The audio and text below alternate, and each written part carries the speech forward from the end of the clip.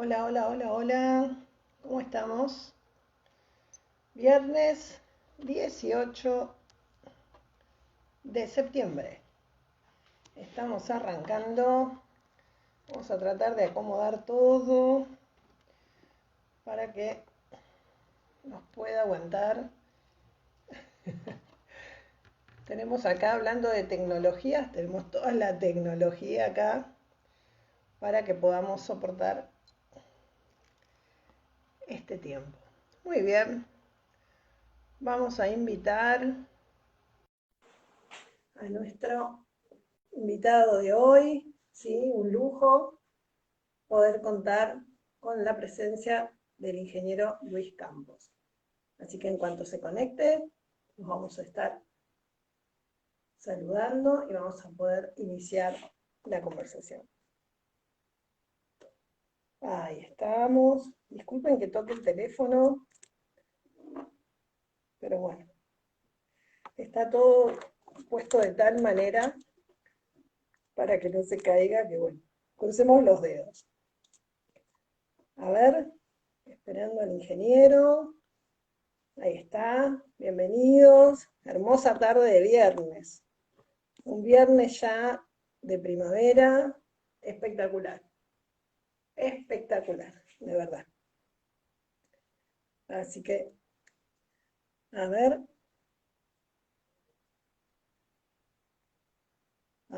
vamos a volver a intentar. No se puede unir. A ver ahora, si tenemos suerte. A veces las conexiones no son tan geniales como uno tiene planeado. Bienvenidas a todos los que van llegando. Qué suerte que nos acompañen. Les dije que se podía caer. A ver si arranca. Perfecto. Ahí estamos. Ahí está entrando. ¿Ahí me escuchás? ¿Me escuchás? Sí, vos a mí. Yo te escucho. Ahí está. Esperemos que todos nos escuchen. Bueno, buenas tardes, ante todo. ¿Qué tal? ¿Cómo estás? Bien, bienvenido. Bienvenido. Gracias. Bueno, Gracias por la entrevista. por favor, es un lujo tenerte en nuestro espacio, en este espacio que activamente ha habilitado los viernes a las 19 horas para seguir haciendo promoción de derechos y dando a conocer, como lo llamamos nosotros, el trabajo de aquellos que justamente trabajan para la inclusión, ¿no? Como es el logo nuestro, trabajamos para la inclusión. Así que bueno, Luis, vos sos ingeniero electrónico, sos argentino, ¿sí? Y bueno, vamos a arrancar, te voy a preguntar, a través de la tecnología vos empezaste a transformar la vida de algunas personas con discapacidad. ¿Y cómo fue esa primera vez que hiciste esa intervención? ¿Cómo llegaste a intervenir en la vida de alguien para facilitar su inclusión? Mirá, esto surgió hace muchos años, en el año 86. Yo trabajaba en una empresa de computadoras muy grande que en ese momento había tres. Una de las terceras era la que yo trabajaba. Y bueno, imagínate que esa época una computadora necesitabas todo un dormitorio para que entrara un CPU que solo tenía 128K de memoria como la super máquina, ¿no es cierto? Y dos lavarropas que eran de los discos removibles, eran de ese tamaño y tenían 10 megas, que vos decías, wow, ¿viste? Unidades de cinta, todo eso. Bueno, entonces, en ese año, yo había entrado en el 79, había entrado. Cuando me estoy en la oficina, me avisan del departamento de ventas que un médico, un ginecólogo, quiere hacerme una consulta. Y digo, bueno, entonces, ¿qué pase? Entonces empezamos a charlar y él me dice, mira, eh, estuve por un montón de lugares, busqué por todos lados, pero no hay nada que es lo que yo vinculo o lo que quiero. Aparte, imagínate una computadora en esa época, costaba millones de dólares, o sea, un disco costaba $600.000, o sea, no, recién iban a entrar las máquinas de oficina. Y bueno, el caso es que él me cuenta que tiene una paciente con el síndrome de cautiverio, que es, o síndrome de lock-in, que es cuadriplegia más trastornos severos del lenguaje. O sea que no podía comunicarse, ni moverse. Y su única forma de comunicación era parpadeando. O sea, si vos le decías una consigna, ella cerraba o levantaba y era sí o no. Entonces, mientras me está charlando y todo, a mí se me ocurre usar un sensor de presión de aire que usaban unas unidades de cinta y lo probé aspirando o soplando. Y dije, bueno, ¿quién no sopla y ni quién no aspira? Bueno, me fui, había hecho ese sensor, una pila y una chicharrita. Entonces vos te lo ponías en la boca, soplabas y sonaba la chicharrita. Y dije, uy, bueno, ya con esto. Entonces voy a verla, me entregan un cartoncito donde vos tenías que decir vocal. Si ella levantaba, era no. Si bajaba, era sí. Y ahí empezaba, vocal, 1, 2, 3, 4, y si en el 4 ella cerraba, leías las consonantes que había en el grupo 4. Imagínate que así era la forma de comunicarse, diciendo vocales y consonantes. Y lo terrible es que hoy en día se sigue usando lo mismo. O sea, a pesar de que en ese año, en el 86, hice el primer programa para la comunicación de cuadriplégicos, hoy se sigue usando eso. Bueno, ¿qué pasa? Cuando yo le pruebo a Silvia, no respondía ni aspirando, entonces dije, bueno, vamos a hacerlo soplando, que es más fácil. Le pongo del lado de soplar y tampoco ella podía hacer esa actividad voluntaria, ¿no es cierto? Tan simple como la hacemos nosotros, pero ella no tenía esa capacidad voluntaria de controlar la respiración. Entonces, para no generar un problema, yo dije, bueno, mira, algo me habré equivocado y vengo después. Pero cuando guardo la manguerita, al estrangularse, claro, aumenta la presión y se dispara la chicharra. Y dije, mira qué bien. Si yo encierro el aire adentro de la manguerita y la presiono con los dedos, es como si soplara, porque aumentaba la presión de aire. Y dije, a ver, Silvia, haz esto, trata de morder a voluntad. Entonces ella mordía a voluntad. Entonces, ¿qué hice? Le puse la manguerita entre los dientes, entre sus muelas, porque los dientes los tenía separados. Entonces, entre sus muelas, y cuando le dije morder, ahí se activó la chicharrita. Y bueno, con esa metodología diseñé y desarrollé el primer programa de comunicación para cuadriplégicos, que es la gran ventaja que lo único que requiere es una capacidad voluntaria. Soplar, aspirar, mover los ojos. O sea, cualquier capacidad que vos tengas voluntaria y controlada, el sistema, a través de una interfase que es la que diseño, acorde a las capacidades de cada persona, se conecta con el computador. Y así ella empezó a comunicarse. Y su vida cambió totalmente. Porque yo consideraba que la comunicación es un derecho. Es un derecho, es un derecho. Es un derecho que consta no solo en los derechos humanos, no solo en los derechos del niño, en los derechos de las personas con discapacidad, comunicarse y poder expresar lo que uno quiere, lo que uno siente, por sí o por no, es un derecho.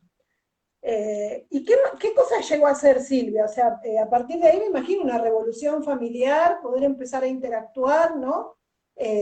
Claro, ella lo principal, primero, es como volver a tomar su rol de madre, porque ella, bueno, por un accidente que ella tuvo, le pasó todo esto. Y entonces, ¿qué pasa? Claro, mamá durante 2 años, mamá estaba en una cama y no interactuaba. Claro.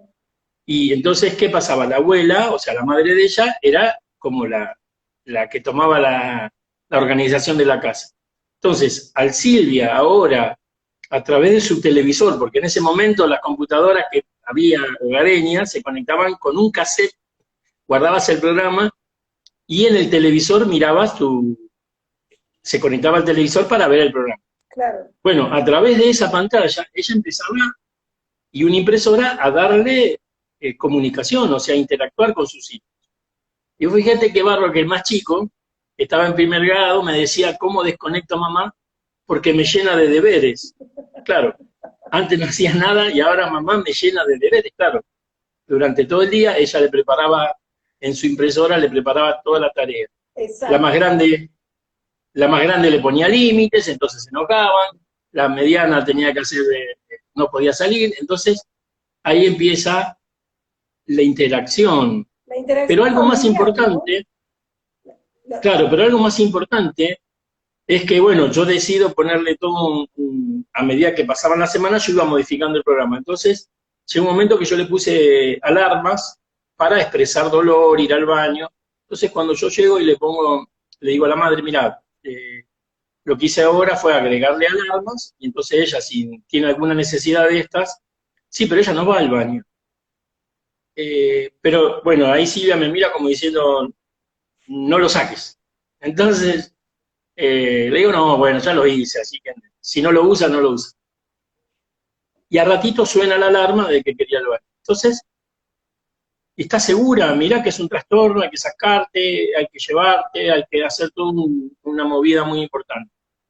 Porque se suponía que no controlaba Claro, eh, todas sus necesidades.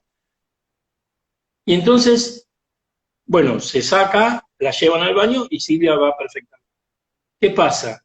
No era que no controlaba, era que nadie le entendía cuándo quería ir al baño. exacto. Entonces usaban pañales.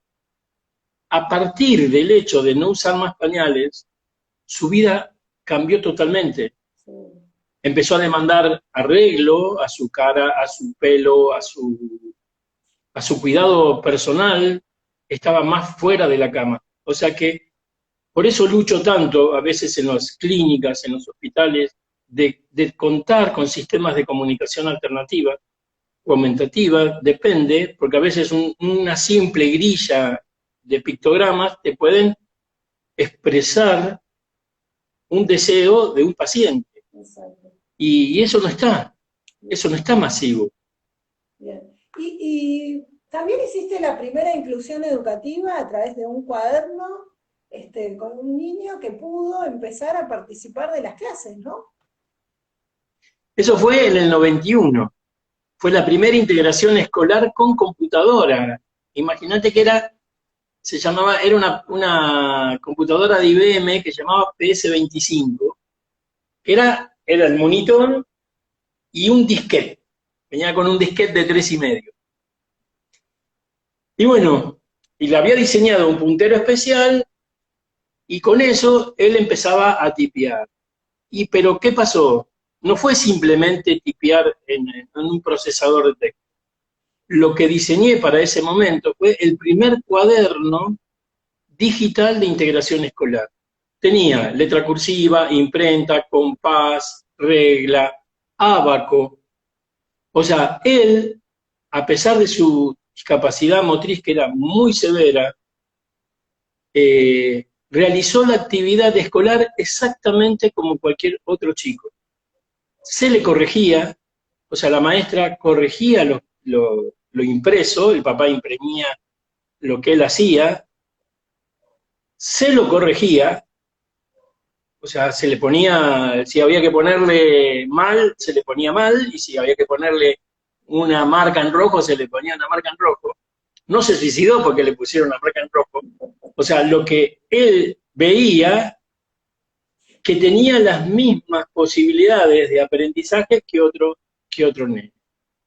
O sea, eso es lo que yo empecé a buscar con la tecnología, es darle las mismas oportunidades de aprendizaje. O sea, si yo te doy las mismas herramientas, ¿no es cierto?, para equilibrar tus potencialidades, vos ahí vas a ver si él es capaz o no de hacer la educación. Exacto. Pero si él está en desventaja, nunca vas a saber si uno es capaz de hacer las cosas como el otro.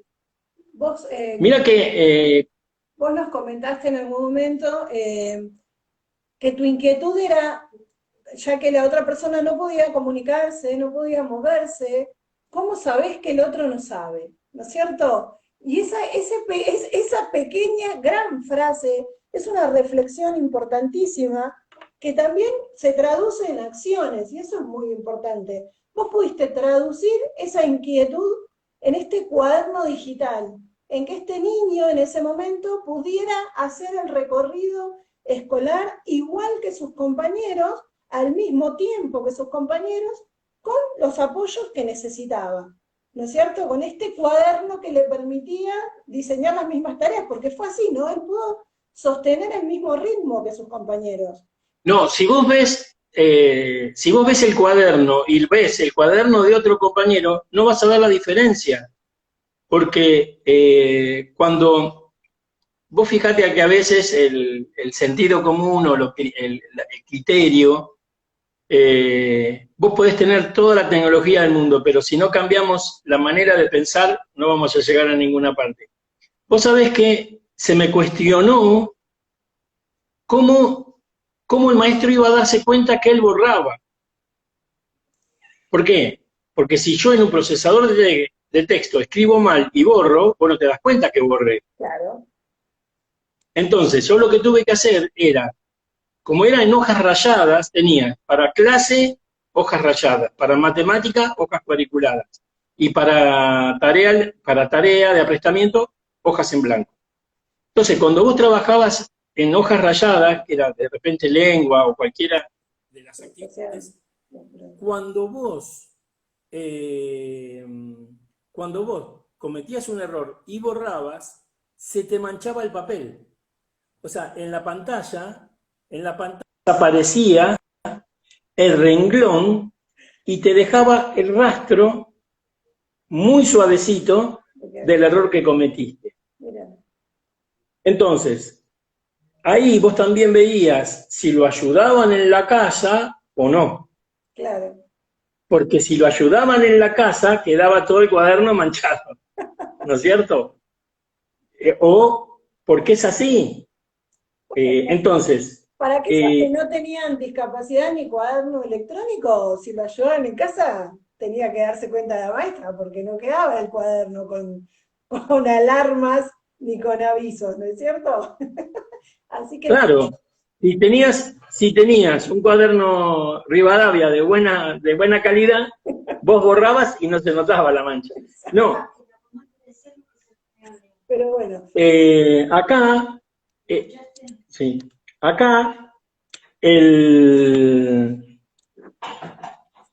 tema era ese, que vos te enfrentabas a la misma situación escolar. Después, yo había incorporado un ábaco que se había dejado de utilizar. ¿Y qué pasó? El ábaco a él le compensó esa dificultad de hacer la matemática concreta. Nosotros tachamos palitos o contamos con los dedos. Como él no podía hacer eso, claro.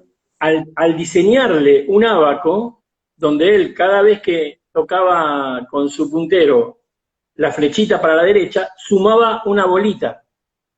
O sea, iban pasando las bolitas según cuántas veces tocaba. Entonces, de repente, él tenía que hacer 5 más 6. Tocaba 5. Volvía a tocar para sumar 6 y en la quinta se desaparecían todas las bolitas y se guardaba una decena. Entonces, y ponía una. ¿Cuántas había? Y con la flecha para la izquierda, él descontaba las bolitas, o sea, las iba contando. Y así, él compensó con una herramienta que se dejó de usar el concepto matemático. Sí. Mucho más rápido que algunos de sus compañeritos. Claro.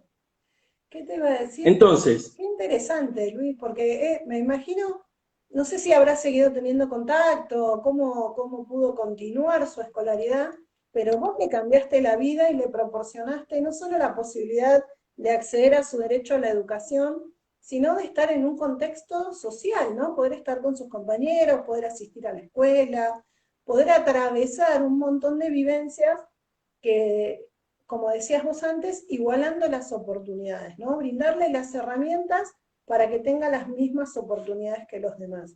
Y El otro caso, tenés varias frases que hemos ido anotando, porque, o sea, son reflexiones muy profundas. Pensábamos con Andrea, mientras pensábamos tu entrevista y mientras diseñábamos todo lo que íbamos a charlar con vos, en esta frase que vos decís, dame un movimiento voluntario y te comunicaré con el mundo.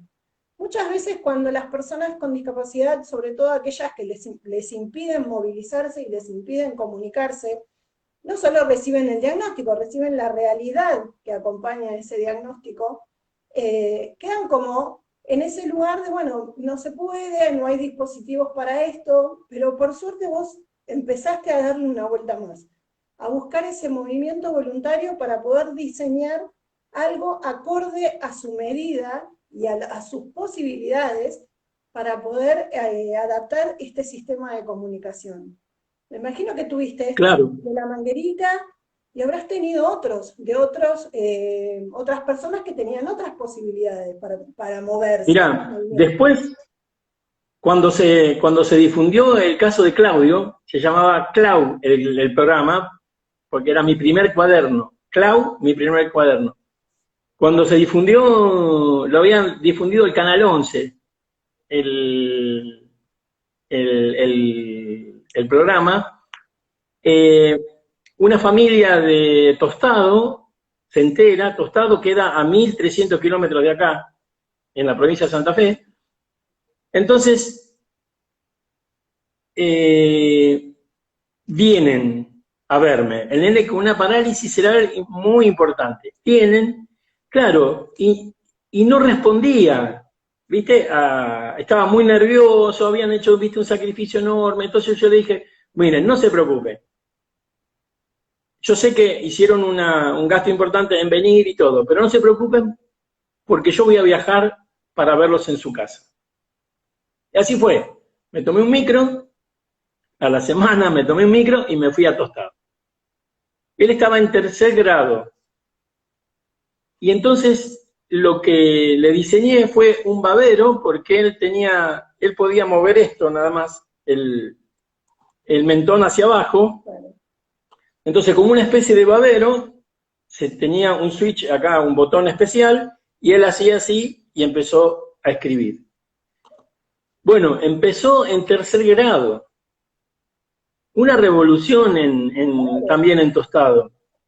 Bueno, 10 años después, porque 4 y 6 años, 10 años después, me invitan a darle la medalla de 5º año. ¡Qué emoción! Pero igualmente yo fui durante muchos años a verlo, a seguir, a hacer el seguimiento, pero tuve la gran, inmensa gratitud de entregarle su medalla de 5º año. Después otro muchacho en Junín, con otro dispositivo que iba acá, que daba como besos, porque no tenía otra capacidad voluntaria, hizo toda la universidad de psicología. Y bueno, también sacó el mejor promedio. Después también tuve muchas idas y vueltas con los docentes, porque no creían que él podía haber hecho esas deducciones o esos informes. Y yo le dije, mira, la diferencia es muy fácil. Vos te estás preguntando ahora si no llegas a fin de mes, si tenés que estar con la novia, que tenés que ir a esto, que tenés que ir al otro lado, que no llegás con esto, que no tengas esto, que tengas el supermercado. Lamentablemente, él tiene las 24 horas para pensar, porque no puede hacer nada de lo que vos estás haciendo. Entonces, cuando él focaliza su atención en una tarea, tiene todo el día para hacerla. Y entonces ahí es donde le hace el clic. Tenemos que aprender que los tiempos nuestros no son los tiempos de la discapacidad. Una nena me dijo, ingeniero, estoy contenta porque escribí más rápido. ¿Y cuánto tardaste? 1 hora menos. O sea, nosotros vivimos en un tren, ¿entendés? Y cada vez queremos vivir en una moto, en un avión, en un jet, y nos estamos perdiendo un montón de cosas de la vida. Entonces, el tema este de la discapacidad me hizo ver la vida de otra forma. Se nota que sí. Tengo acá varios mensajes de gente que te conoce. Moni Savarese, espero haberlo leído bien, que trabajaste con ella, con una alumna en Escobar, y dice que después te invitaron a Maquinista Sabio también para que hablaras de la tecnología, te mandan saludos, mucha gente que te conoce y que te manda saludos, y nada, y agradecimientos. Pero es tan importante lo que vos decís, porque no solamente, o sea, estudiaste, sabés, sos ingeniero electrónico, tenías tu trabajo y empezaste a meterte en esto de comunicar a las personas con discapacidad y desarrollar herramientas para su autonomía, porque se traduce en autonomía, todo esto que vos acabás de describir. Y esto también te fue transformando a vos, por lo que vos decís. ¿Qué pasó? Claro. A medida que fuiste incursionando más dentro de las escuelas, porque no solamente vos desarrollaste dispositivos y software para las personas con parálisis cerebral. Ahí está. No solo para las personas con parálisis cerebral. También empezaste a incursionar en el braille, ¿sí? Y en hacer una manera didáctica de aprender el braille para los más pequeños. ¿No es cierto? Claro. Mira, eso en el 92. O sea, lo increíble es que estamos hablando de más de 20 años. Claro. O sea, en el 92, una inquietud que se planteaba era, claro, las máquinas Perkins. La máquina Perkins es la máquina de escribir que usa actualmente un nene ciego en la escuela. Son máquinas muy pesadas, hacen mucho ruido y pesan entre 3,5 kg y a 4. No se producen en el país. Entonces era un trastorno. Y otra cosa, un detalle que había encontrado, era el tema de la falta de ortografía de los chicos. Decía, ¿cómo puede ser? ¿Por qué tienen tanta falta de ortografía? Claro, había un tema, que cuando el nene va a la escuela común, él escribe en braille. O sea, él escribe en su idioma, en su manera de comunicarse y de saber. Pero la maestra de clase no sabe braille. No creo que haya en la Argentina muchas maestras comunes que sepan leer braille. Entonces, ¿qué pasaba? Si él cometía un error, vamos a suponer que la maestra le dictaba la vaca en el campo está comiendo pasto, y ponía la vaca con B larga, hasta que la integradora no revisara el texto, él no sabía que vaca iba con B corta, o que la escribió mal.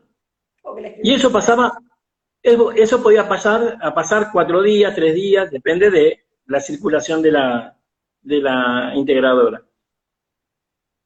Entonces, cuando vos empezás a aprender o a mejorar, cuando lo haces interactivo, o sea, en el momento que vos escribís con B larga, pasa la maestra y te dice, no, es con B corta. Y si pusiste la cuenta, no, mirá, 2 más 2 es 4, no 5. Entonces, los errores, al corregirlos en el momento, te van afianzando tu conocimiento. Entonces, ¿qué pasó? Mi preocupación fue esa, darle una herramienta transportable, que sea liviana y que sea muy fácil de transportar, pero que a su vez haya un vínculo con la maestra común. Entonces fue el primer programa y el primer teclado electrónico Perkins para la Argentina que permitía eso, vincular lo que él escribía muy fácil en su idioma, que es el braille, muy rápido, pasaba a la maestra y la maestra veía perfectamente el texto en tinta, que se llama. Entonces, eso hizo también un cambio en el proceso educativo. Lástima que no se hizo masivo el uso de estas tecnologías. Claro, es pero el tiempo, o sea, que la maestra pueda leer en el mismo momento que él está escribiendo, lo que él escribió en braille ya lo puede leer impreso. Claro, y si la maestra, vamos a poner que había que discutir sobre un texto, la maestra se lo daba en un pendrive, o en ese momento era en un disquete, él accedía a un disquete y se le veía el texto en tinta para la maestra y él en braille.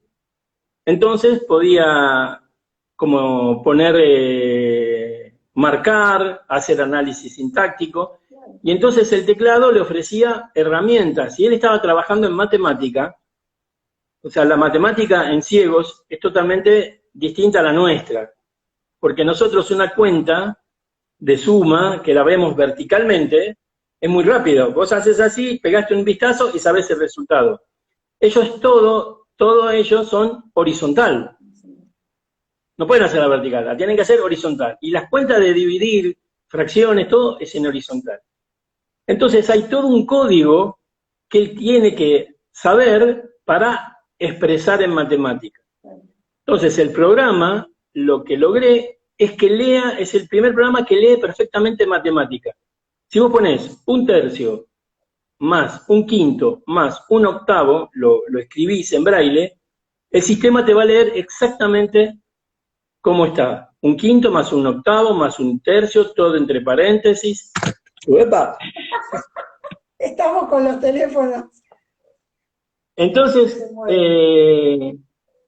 y así después lo modifiqué para la universidad, para un muchacho que estaba haciendo la carrera, y lo modifiqué para hacer teoría de conjuntos.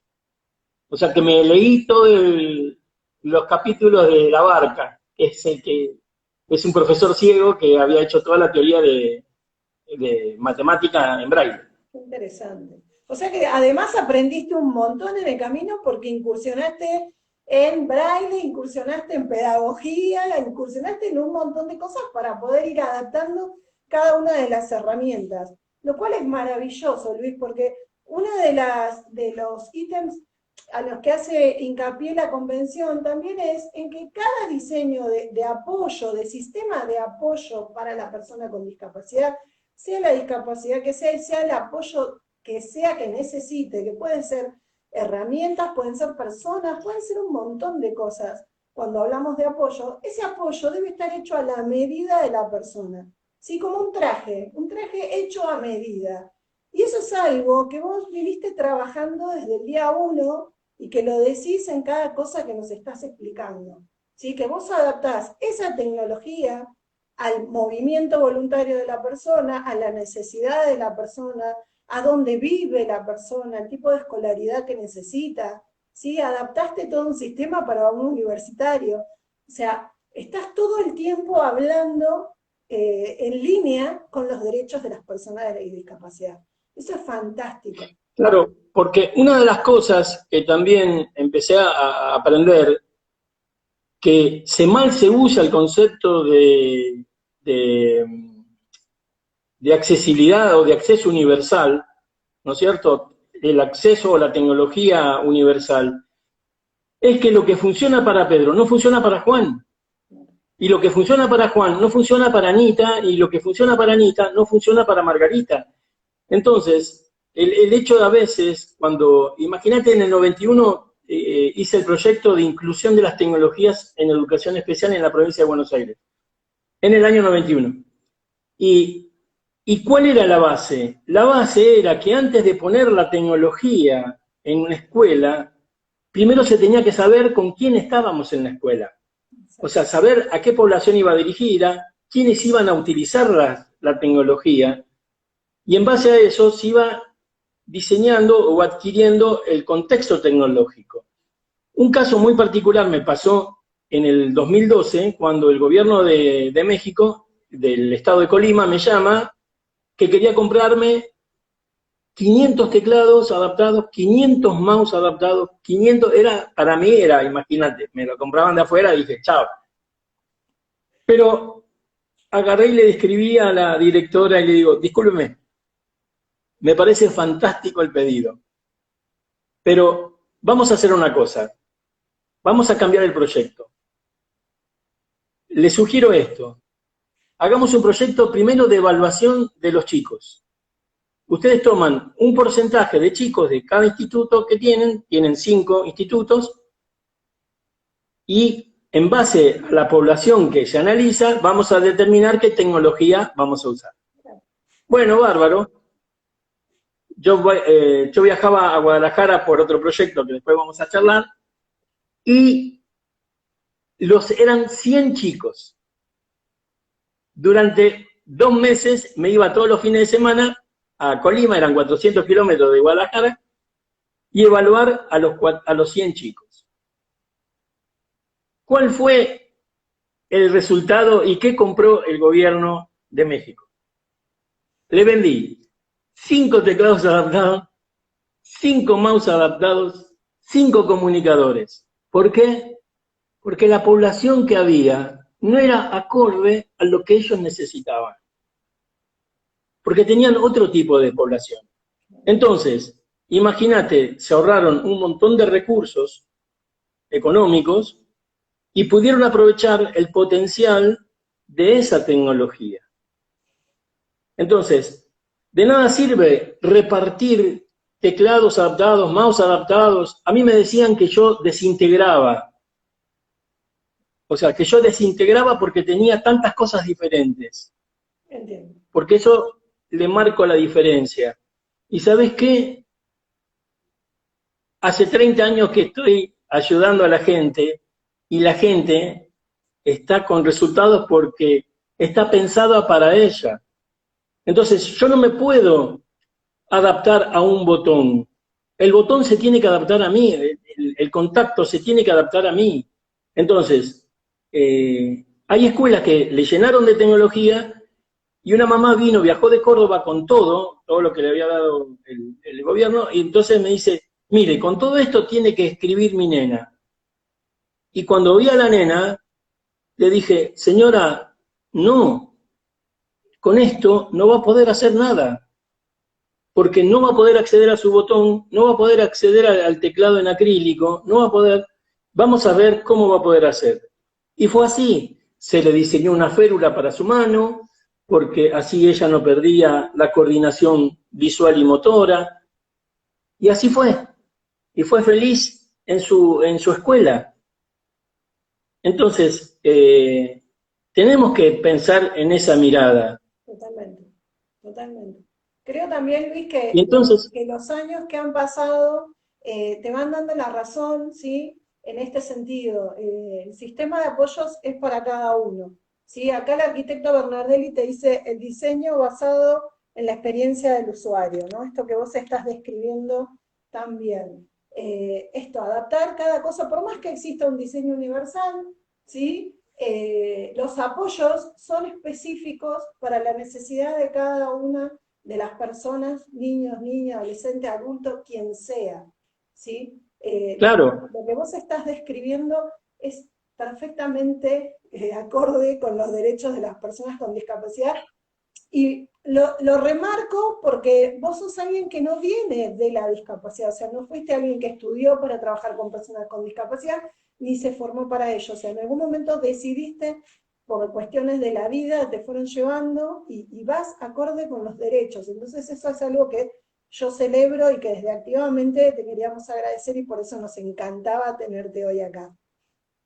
Otra de las cosas que me parece importante es que muchas de estas adaptaciones que vos has hecho es para personas que adquirieron una discapacidad, digo. A veces no hablamos de esto, de que todos somos potencialmente personas con discapacidad, porque no sabemos lo que nos puede ocurrir. Nadie tiene nada garantizado. Entonces has hecho adaptaciones para que las personas que han tenido un accidente puedan continuar trabajando, aunque sean otras tareas, pero puedan seguir desempeñándose laboralmente. Y has hecho claro, la adaptación de una casa completa, ¿sí? Hiciste una casa completa con un comando de voz. Y quería que nos eso cuentes fue, qué cosas hacía la casa. mirá, eso fue en el 99, fue la primera casa argentina que se manejó con la voz diseñada totalmente en Argentina, o sea, todo fue un diseño local. ¿Y acá qué pasó? Es como vos decías, una cosa es adquirida y otra cosa es cuando te pasa por un accidente. Y fue simple el accidente. Adolescentes, 5.º año, en una isla del Tigre, lo tiran al agua y debajo del agua había un muelle. O sea, estaba tapado por el agua el muelle. Entonces, claro, lo tiraron como te tiran a veces al agua, de los pies y de los brazos, claro, cuando cae, se quiebra la columna y queda cuadripléjico el muchacho. Entonces, sus compañeros, frente a ese error, ese accidente lamentable, cuando egresan de sus carreras, después de 5 años de egresar de sus carreras, ya eran profesionales, ya estaban todos trabajando, en compensación le hacen una casa en el Tigre, en un country. Y entonces otro muchacho que estaba en el Ministerio de Trabajo, un ex jugador de rugby, me llama y me dice, mirá, quieren que los ayudes a hacer la casa, a modificar la casa. Dale, vamos. Y bueno, cuando lo voy a ver, él le habían intentado hacer un proyecto, pero mirá, era una locura. Creo que la casa se sostenía con los cables nada más, de la cantidad de cables que le habían puesto. Y bueno, entonces, junto con otra gente que hacía software, yo hice toda la parte del desarrollo de la red, que se llamó Reloj, Red Local Hogareña, y ellos usaron el software de voz. Entonces, ¿cuál fue? Yo le diseñé un micrófono que iba acá en la muñeca, entonces él decía, luz habitación, y se encendía la luz de la habitación. Entonces él tenía el aire acondicionado, subir y bajar la cama, prender y apagar el ventilador, abrir las persianas, la cortina, la puerta, la música, la televisión, o sea, todo lo que era necesario para su vida independiente. Y él se fue a vivir solo con eso. Él dejó su casa y se independizó, tenía una enfermera, y él hacía todo desde su casa. O sea, él tenía la independencia. Y vos fíjate que cuando le digo, ¿y qué te modificó esta casa? Mi intimidad. Porque yo antes necesitaba que viniera la enfermera para que me destapara cuando yo iba al baño. Porque antes de orinar me levantaba la temperatura. Empezaba a transpirar mucho, entonces me refrescaban. Cuando terminaba de orinar, me tapaban porque me bajaba la temperatura. ¿Y ahora cómo haces? Y ahora digo ventilador. Entonces, mientras toma el calor, lo refresca y cuando termina, lo apaga. Pues fíjate qué pequeño detalle. Como a Silvia el pañal, él la intimidad. O sea que la parte del baño es muy importante, modifica nuestra autoestima. Por eso yo insistía mucho también volvemos a lo mismo, insistía mucho en las clínicas, en los hospitales, donde haya una alternativa, y no ponerle pañales, porque es un trastorno, cuando la persona se sabe que puede controlar, ¿no es cierto? Porque es un acto muy difícil tener pañales para cualquiera de nosotros. Seguro, son esas cosas que uno no las piensa porque las vive cotidianamente, hacia el momento tan íntimo de ir al baño, uno lo tiene incorporado y tal vez no se detiene a pensar, pero cuánto significa cuando uno pierde esa intimidad y depende de otros para todo. Así que me imagino que acá la gente te manda pero montones de saludos, todo el mundo recuerda alguna intervención tuya, es impresionante. Yo no me quiero distraer porque estoy muy concentrada hablando con vos. Pero bueno, vamos a ir algo ya, vamos subiendo de nivel, ¿sí? Nos vamos cada vez, nos jugamos todo. Dijiste que te fuiste a Guadalajara. Sí. ¿Sí? Pero te fuiste porque estabas haciendo una investigación, no te fuiste solamente a ver qué onda, si alguien aceptaba tu proyecto. Ellos te ofrecieron, ¿sí?, ser investigador para la universidad porque vos estabas desarrollando ¿qué dispositivo? Bueno, eso surge así. En el 2003 yo diseño un dispositivo. O sea, siempre hice tecnología irruptiva. O sea, siempre cuando hice tecnología, en algo iba a modificar. Imagínate, el cuaderno de clase. Si en ese momento el ministerio hubiera tomado conciencia, éramos pioneros en el mundo, no se hablaba en el 91 de tanta integración. Bueno, entonces, ¿qué pasó? Una de las cosas que me preocupaba era que habiendo tanta tecnología para la problemática de la sordera o la hipoacusia, ¿por qué?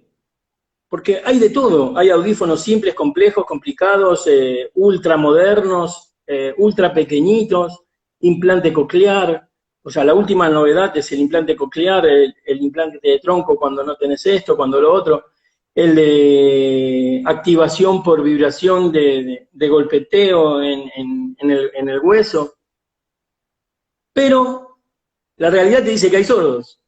Y hay hipocúsicos bilaterales profundos severos que no escuchan. Entonces, no está cubierta esa necesidad. Entonces, cuando trabajé con los ciegos, una de las cosas más sorprendentes que me llamó la atención, ¿por qué Luis Braille, cuando hizo su alfabeto, usó solo un dedo de la mano, el índice? Entonces, empecé a investigar y empecé a buscar acá en casa, empecé a probar y todo, y dije, ¿por qué será el índice? Digo, ¿qué pasará al revés? ¿Qué pasará si yo, en vez de que el ciego desplace su dedo sobre una línea llena de puntitos, eso también lo había hecho, y lo había presentado en la Feria de los Inventos del 92, hice una cajita con 6 agujitas que se levantaban y formaban la letra Braille. O sea que vos apoyabas el dedo en esa cajita y el texto pasaba por debajo. Y se leía a una velocidad increíble, porque no tenías que descubrir cuál era la letra. Porque una vez que vos dejás fijo el dedo, claro, entonces cuando vos dejás fijo el dedo y se te pone un puntito, el 1 arriba, a la izquierda, a la A, ya está, ya lo sentiste. Bueno, en la Feria de los Inventos me dijeron, no, eso no va a andar, eso es una tontería, fíjate, que Alemania hace muy poquito sacó un producto que es así. Así que, bueno, entonces, cuando vi todo eso, digo, mirá qué bárbaro, el ciego para cuando poder interpretar lo que dice una serie de puntitos, al pasar el dedo, en su cerebro se genera una imagen semántica para poder tener una relación. Entonces dije, si es capaz el cerebro de generar una imagen semántica, ¿qué pasaría si yo estimulo con vibraciones la yema del dedo índice? ¿Generará una imagen sonora? Y fue así. Es así que la primera vez que pruebo el aparatito, que el aparatito se llama Cevitac, Sistema de Estimulación Vibrotáctil Digital, es la primera tecnología no médica, no invasiva. En pocas palabras, hace que las personas con hipoacusia o sordera perciban los sonidos por primera vez, pero a través de su dedo índice. Y fíjate cómo es la relación. El concepto se llama sustitución sensorial, o sea, cambio el canal de entrada. El proceso de oír, que todo lo tenemos, ¿para qué? Oímos para después escuchar. O sea, nosotros oímos, pero después tenemos que escuchar. O sea, todos oímos, pero tenemos que escuchar. ¿Cuándo escuchás? Cuando vos podés interpretar y darle una asignación a lo que oíste. Si vos escuchás si oíste por primera vez el mu y nadie te dice que es una vaca, seguís oyéndola, pero no escuchándola. Exacto. Entonces, el oído, claro, ¿el oído qué hace?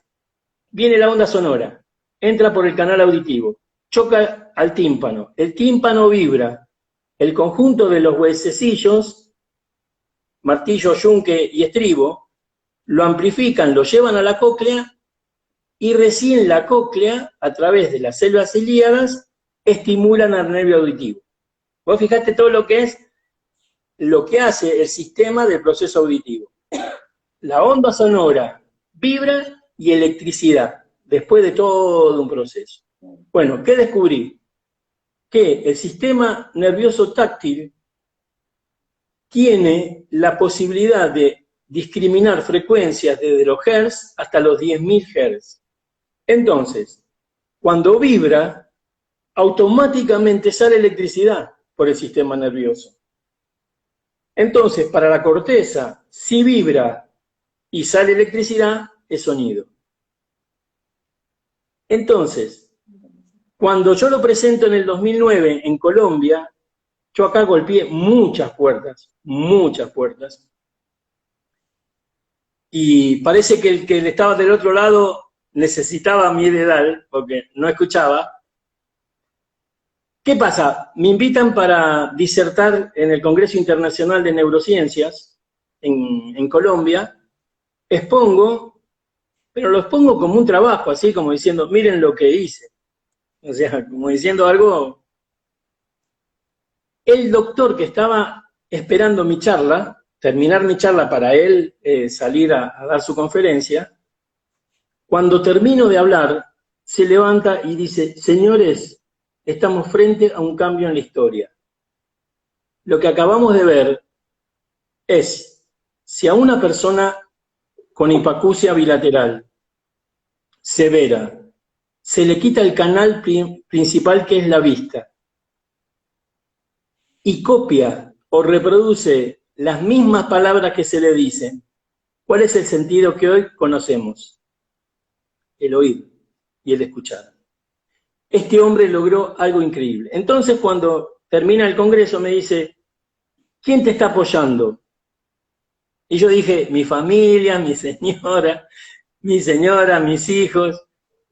Le dice, bueno, el Instituto de Neurociencias de Guadalajara te va a invitar, te va a becar. Le digo, sí, está bien. No, me dice, esto es en serio. Bueno, espero, ¿eh? Sí. En el 2010 viajo solo para presentarme ante el comité académico, para exponer mi trabajo. O sea, viajé para un día aparecer en un escenario con los 6 más importantes del Instituto de Neurociencias a exponer mi trabajo. Y a partir de ahí, al ver tal impacto, la beca fue positiva. Durante 5 años viajé como investigador. Me calificaron como investigador clase C solo por mis antecedentes, porque yo doctorado ni máster no tengo. O sea, me dicen, es increíble que lo tuyo, porque yo dije, lástima que no tengo un doctorado. Me dice, con la ciencia que vos tenés, podés superar a cualquiera de los que están acá. Entonces, me nombran investigador clase C, y ahí empecé a hacer la investigación. Entonces diseñé todo un equipo especial para ponerlo en un resonador de última generación, para ver cómo se comportaba el lenguaje, porque también pensar que estoy cambiando un concepto que hace 2020 años que manejamos sobre el tema de la audición. Exacto. Las áreas definidas, las áreas de Broca, las áreas de Wernicke, las áreas del lenguaje, que lee esto, que lo otro. Entonces, ¿cómo explicás que una persona que nunca escuchó, le pones el equipo, le decís, y mira, se queda, mira sus manos, mira su brazo, cómo le va, y ellos pasan la sensación, y por su boca sale y no dice, no, eso no es lenguaje. Entonces, ¿cómo sabe? Espera, en otra escuela de sordos, cuando voy una nena, le decimos mu. La nena hace, claro. Le digo mu. Entonces, yo tengo el micrófono, le hago mu y se lo pongo en su boca. Al ratito la nena hace mu. Las maestras ya estaban medias locas, ¿no es cierto? Se miraban entre ellas. Entonces le digo, bueno, vamos a traer 2 animalitos, una vaca y un perro. Entonces, agarro, pongo, mu, y le muestro la vaca. Entonces, hace la seña, la maestra le hace la seña de la vaca. Entonces ahora le digo, wow, wow. Y ella dice que vaca no es. Ahí las maestras ya estaban sentadas, porque antes estaban paradas, ahora las maestras estaban sentadas. Entonces le digo, bueno, mira, vamos a hacer una cosa. Vaca. Le muestro en un papel, vaca. Y la nena intenta decir vaca, pero en un momento lo dijo perfecto, o sea, tarda 2 o 3 veces. ¿Por qué? Porque es la primera vez que ella se siente su voz. Acá es sentir su voz. Y entonces acá, ¿qué pasó? Cuando vuelvo a poner mu, todas las maestras pensaban que iba a ser así. Y dijo vaca. Es impactante. Luis, vamos a hacer una cosa, porque el Instagram se corta en 1 hora y hay mucha gente conectada que quiere seguir escuchándote, así que vamos a hacer un ratito más, si te parece. ¿Sí? Pero Dale, dale. vamos a cortar, para todos los que están escuchando, vamos a cortar el vivo, yo voy a guardar el video porque si no se me borra, y en 2 minutos nos volvemos a conectar. ¿Les parece bien? Volvemos todos en 2 minutos. Dale, no se vayan, Dale, ¿eh? dale. No, dale.